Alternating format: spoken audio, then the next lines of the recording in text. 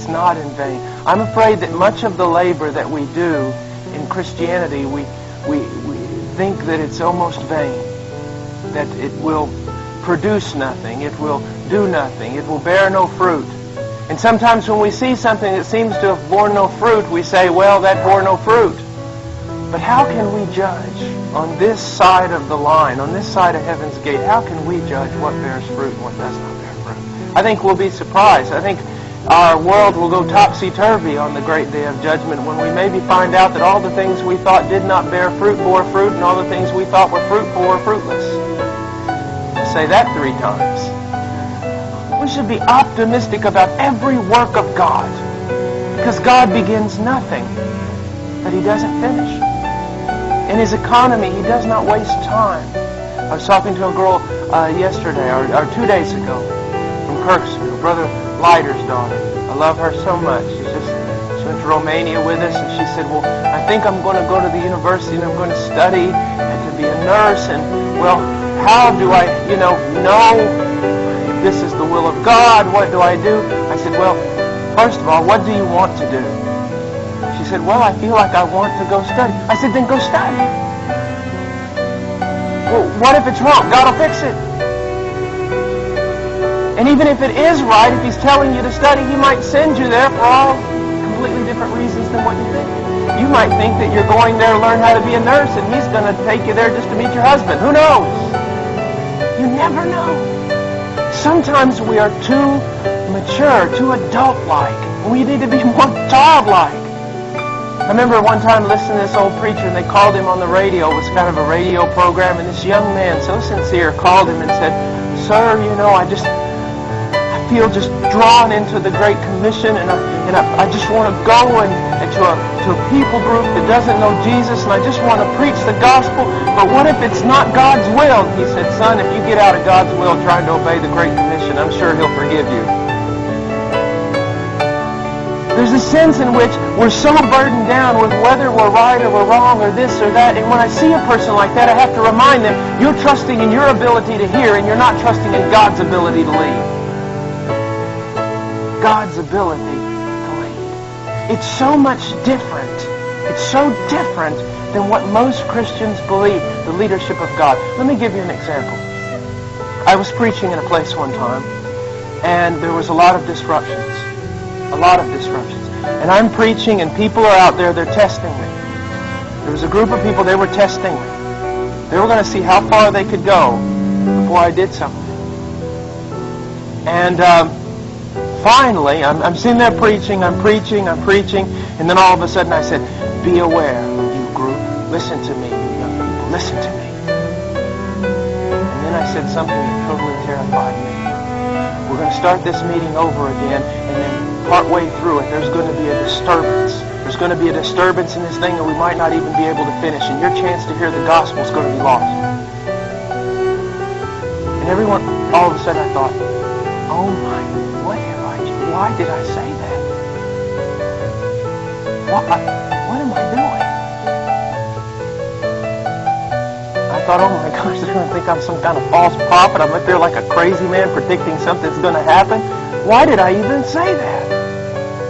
We started preaching again, and all of a sudden the doors started rattling, and someone came in and made a bunch of noise and all sorts, and fear fell on the whole place. Now, I want you to see. Now, why did I give you that example? To show you not to think much of men or their ability to hear.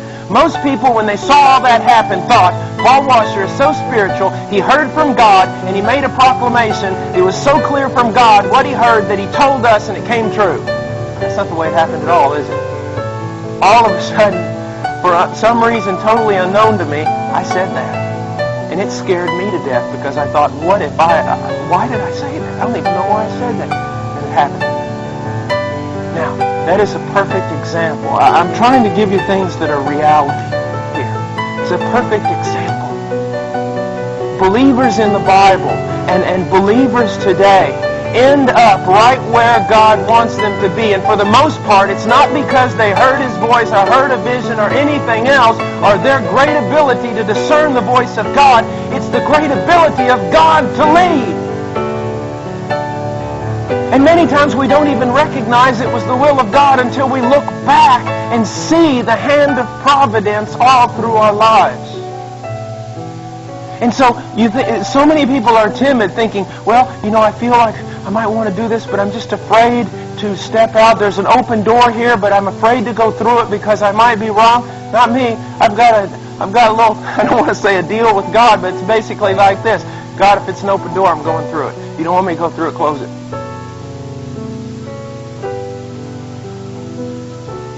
And when I'm trying to go through what I think is an open door and it closes smack in my face, and carnal Christians look at me like, well, guess if you didn't hear from God, it doesn't bother me in the least.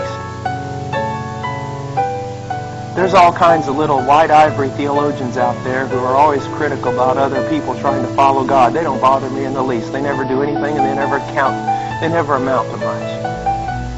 I always tell young people, I say, listen, if God's called you to go to Indonesia, then buy a plane ticket and go to Indonesia. If you can't afford a plane ticket, then, well, just get on a boat. If you can't afford a boat, start swimming. If you can't swim, well, then just fall in the water in the general direction of Indonesia and God will get you there. There's a real sense in which God, when He calls, He makes a way. And not only does He make a way, He gives the grace to carry it through. To carry it through. God gives you everything you need in order to obey His will. That's why sometimes timid Christians will say things like, I feel like God maybe is calling me to start a Bible study, or God has called me, or the pastor has asked me to help in this area, but I just don't think I have what it takes to do it. Well, that was never the question. Everyone is in agreement with it that you don't have what it takes. Come on, Einstein, we all know that. The question is not whether or not you have what it takes to do it, is are you going to depend on God? Like I was saying yesterday in youth meeting, I was so excited. I saw something that just so encouraged me. There wasn't a piano player or anything, and Brother Bob asked the girls, he goes, you think you can play that song? Most teenagers I know would slump down and say, no, I can't, and giggle and be embarrassed because they're afraid they're going to fail, and no, I don't feel comfortable. This girl said, well, I'll give it a shot. I mean, I can play maybe with one hand. Any other response is pride. Pride. Because fear of failure is many times just wrapped up in your pride, your fear of losing your reputation. Sure, I'll give it a shot. What if you fail? Been there, done that, got the t-shirt. I don't care.